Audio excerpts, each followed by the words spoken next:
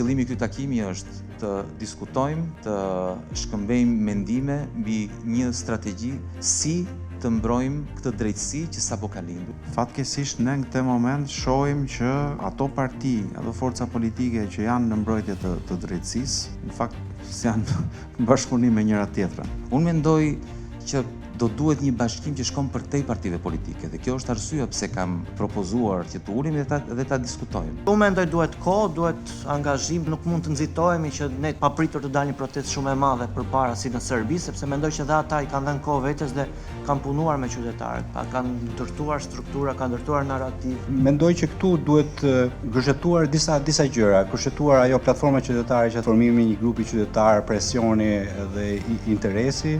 Duhet ju themi edhe ndërkombëtarëve që SPAK-u, gjykoja janë shumë të nevojshme për shtetin shqiptar për të arritur disa standarde apo për t'i çuar përpara. Sistemi klientelist duhet vendoset në qendër të ligjërimit publik, të partive politike, po edhe dhe aktorëve civil. Çfarë mund të bëni ju si deputet? Ju mund të bëni transparencë, qoftë me komisionet e ligjeve, qoftë me reformën, qoftë se ajo do preket, qoftë se siç e përmendët e parafolësit, mund të hiqet një shpërdorim detyre sikur të hiqet si kompetencë SPAK-ut, shpëtojnë gjithë politikanët nga rjeta. Ky mekanizmi që le bosh një zyrtar i korruptuar që largohet nga detyra as vëndsohet dhe vazhdon sistemi i kalbëzuar, mendoj se kjo duhet të jetë një nga fokuset kryesore të tryezës, të qytetarëve, të aktivistëve, të ne si gazetar, të medias. Prioriteti duhet të jetë tek mbështetja e këtyre prokurorëve. Mendoj që çdo faktor politik, edhe shoqëria civile, media, kushdo që ka kontakte me faktorët ndërkombëtar, është e rëndësishme që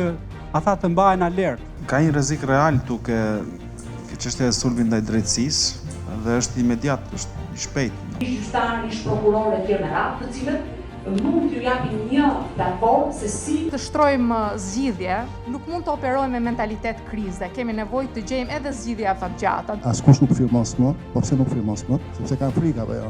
Ka të pandehur, po ka shumë korrupsion, ka korrupsion në rritje. Dhe kjo zgjidhet vetëm me dy gjëra, me protestë dhe me votë. Unë propozoj që të bëjmë një deklaratë në mbështetje të drejtësisë, të deklaratë pastaj ta përdorim për të treguar që ka një shoqëria shqiptare është me drejtësinë. Mendoj që ky do jetë dhe shpresoj të jetë një fillim shumë i mirë për Shqipërinë. Ju falenderoj shumë që u bët pjesë e kësaj tryeze, jo si një parti politike, po si qytetar që duam ndryshimin e këtij vendi dhe përmirësimin e këtij vendi. Nga ana jonë zotohemi që drejtësia do bëjë punën e vet, ne si parti do bëjmë pamundurën që të ketë demokraci. Ju falenderoj për sot, do të dëgjojmë edhe shumë nga